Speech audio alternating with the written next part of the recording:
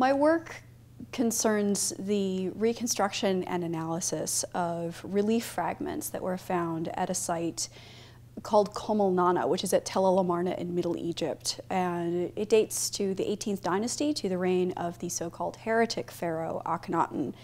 It is the temple site, I believe, the temple site of his wife, the famous Queen Nefertiti, who is so well known from the Berlin bust. My dissertation primarily concerns the reconstruction of the stone remains of that temple site. I work on reconstructing the inscriptions as well as the relief decoration of the temple. And that has yielded a lot of really intriguing information that hadn't been known about Nefertiti previously. Traditional ancient Egyptian religion had been highly polytheistic, and it had functioned for almost 4,000 years. Akhenaten, who reigned for 20 years, instituted an entirely new belief system based primarily upon one god, the Aten, who is the visible form of the sun disk in the sky. The images of Nefertiti that I've been able to reconstruct in many ways refute a popular conception of Nefertiti. In the popular imagination, Nefertiti is often considered to be a very powerful and independent queen, both politically as well as cultically.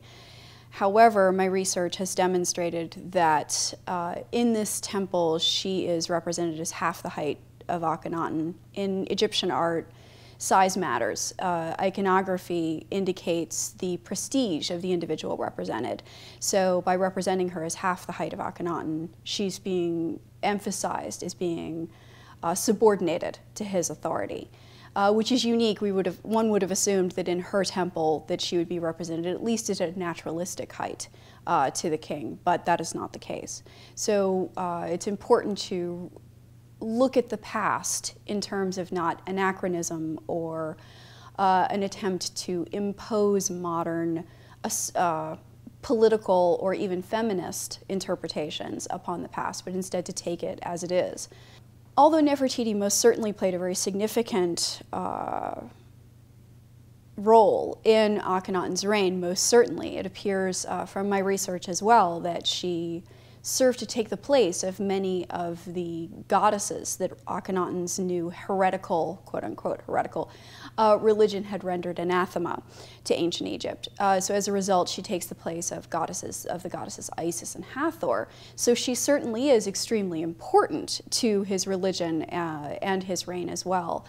But the impact of what that may have been politically versus cultically was likely of a different matter than what I think, again, in the popular imagination we would have her be.